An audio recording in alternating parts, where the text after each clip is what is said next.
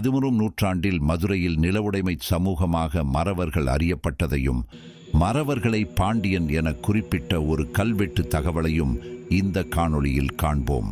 இந்த கல்வெட்டு எங்கு அமைந்துள்ளது என்றால் மதுரை மீனாட்சி அம்மன் சந்நிதியிலிருந்து வெளியேறும் வழியில் உள்ள முக்குருணி பிள்ளையாருக்கு எதிரில் உள்ள இரட்டை திருச்சுற்றில் இருக்கும் கிழக்கு பக்கச் சுவரில் காணப்படுகிறது. மாறவர்மன் 2ஆம் சுந்தர பாண்டியத்தேவரின் ஆட்சி காலத்தில் இந்த சாசனம் வெட்டப்பட்டுள்ளது.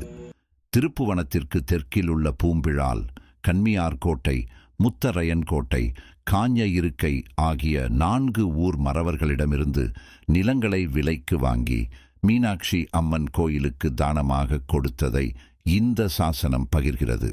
இந்த சாசனத்தில் வரும் கன்மியார் கோட்டை மறவரில் ஆழ்வான் பாண்டியனான தென்னவன் உடையார் ஆழ்வான் என்பவர் அரையர் எனும் சமூகத் தரம் பெற்றவராகவும், பூம்பிழால் ஊரைச் சேர்ந்த வேளாண் கூத்தனான கொங்கராயன் என்பவன் வேளாண் மற்றும் அரையர் எனும் சமூகத் தரங்களை ஒருங்கே பெற்றவராகவும், அதே ஊரான அழகிய பாண்டிய குலத்தின் கீழ்ப்புறம் உள்ள சூழனூரைச் சேர்ந்த அவனி தேவனான தென்னவதரையன், அவனி அழகனான அழகிய பாண்டியன், காஞ்ச இருக்கையின் அதிகைமான் மற்றும் முத்தரையன் கோட்டை மறவர்களும் இதில் காணப்படுகின்றனர்.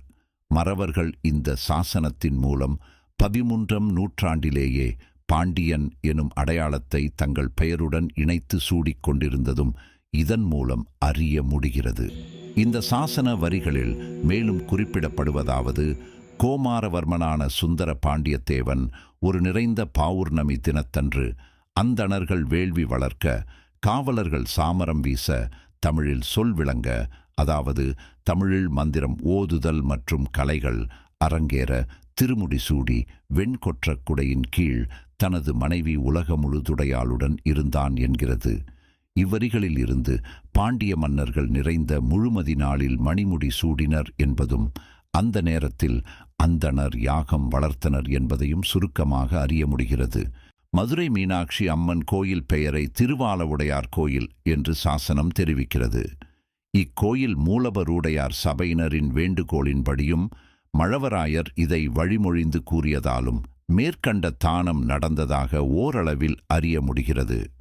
இந்த சாசனத்தில் தற்போதைய ஈஞ்சாராகிய தடங்கண்ணி சிற்றூரின் தலைவனும் பாண்டியரின் காரிய தரிசிகளில் ஒருவருமான உய்ய நின்றாடுவான் வீர சோழ குருகுலத்தரையன் ஒப்பமிட்டுள்ளான்.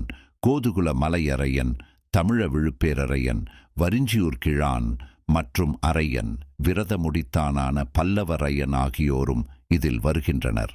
ஆக 13ஆம் நூற்றாண்டுகளில் மறவர்கள் தங்கள் பெயருடன் தாங்கள் பாண்டியன் எனும் வம்சத்தை சார்ந்தவர்கள் என்பதை குறிக்கும் விதமாக பெயர்களை கல்வெட்டுகளில் பொறித்துள்ளனர் என்பது தெளிவாகிறது.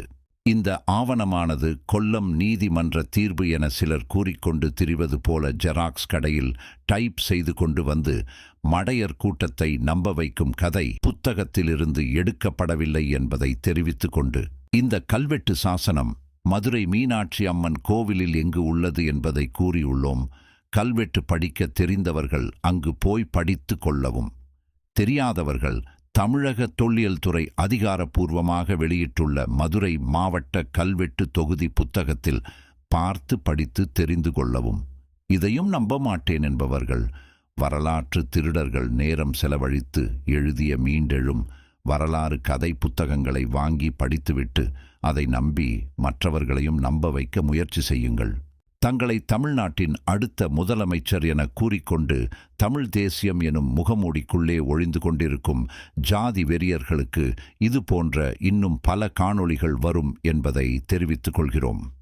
இந்த மடையர்களை நம்பி இவர்கள் பின்னால் கொடி பிடித்து கொண்டு சுற்றுமணில் குஞ்சிகளே, கொஞ்சமாவது வரலாறு என்ன என்பதை தேடி படியுங்கள்.